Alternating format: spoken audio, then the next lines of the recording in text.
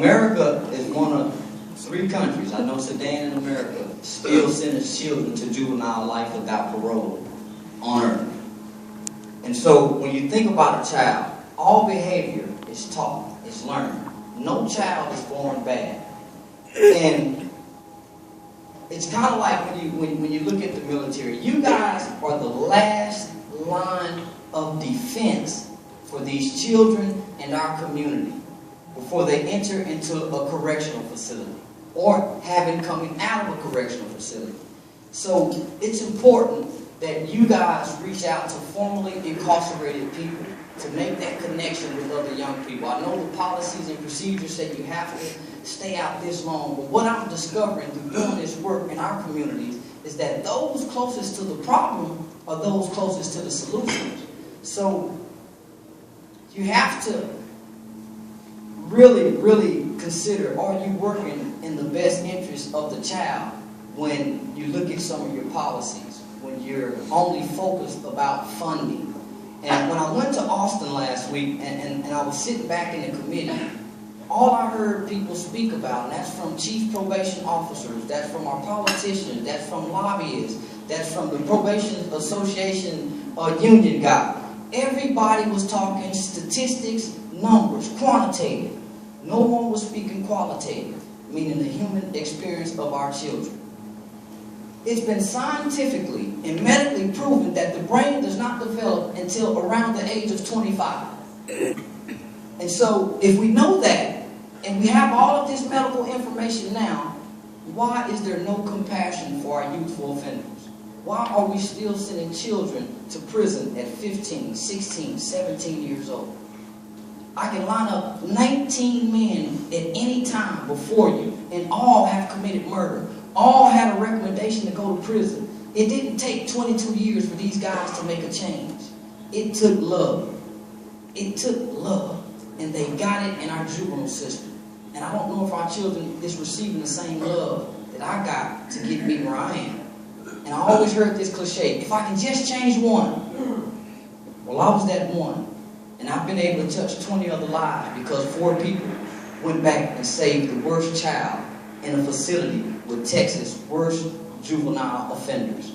We were the first generation of children in Texas to be sentenced under the Texas Determined Sentencing Law.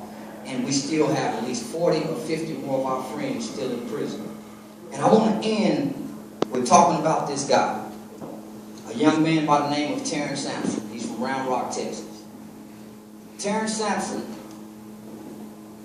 is the reason a juvenile can be sentenced to 40 years in this state.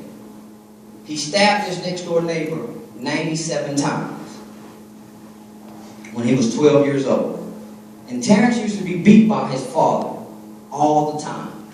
And when Terrence was stabbing his victim, he straddled her just like his dad used to straddle him when he beat him. And Terrence wanted to kill his father. He planned to kill his father. But something snapped, and he killed his best friend. Terrence been in prison for almost 26 years.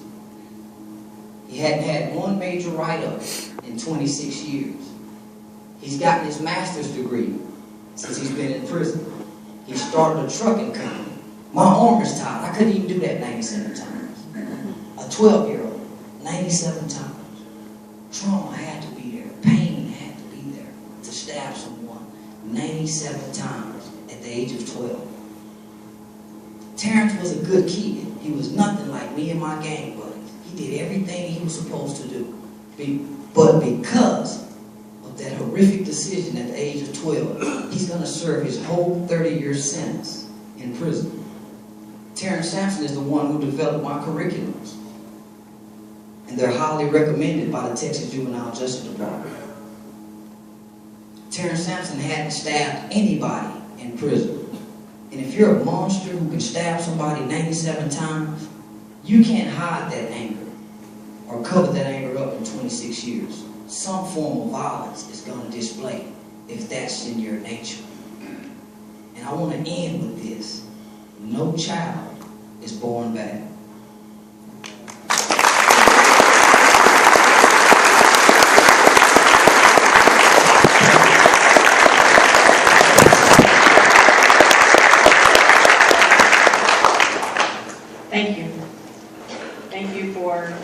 inviting us. Thank you for sharing your story.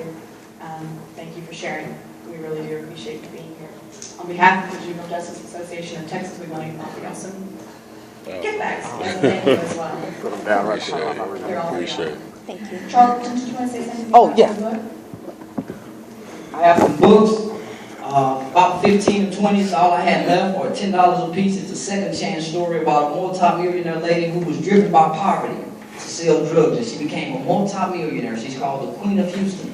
She was sent to federal prison with a 40-year sentence, and she became part of a class action lawsuit while in prison, a very historical lawsuit against the Federal Department of Corrections. And she got her sentence commuted after 10 years, and she is doing great work. She will be a great